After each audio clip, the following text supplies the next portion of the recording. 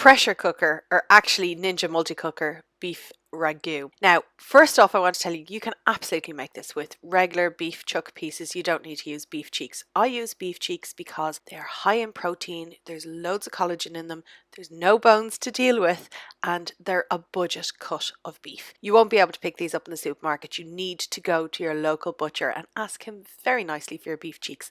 Unless, of course, you go to my butcher who always has beef cheeks.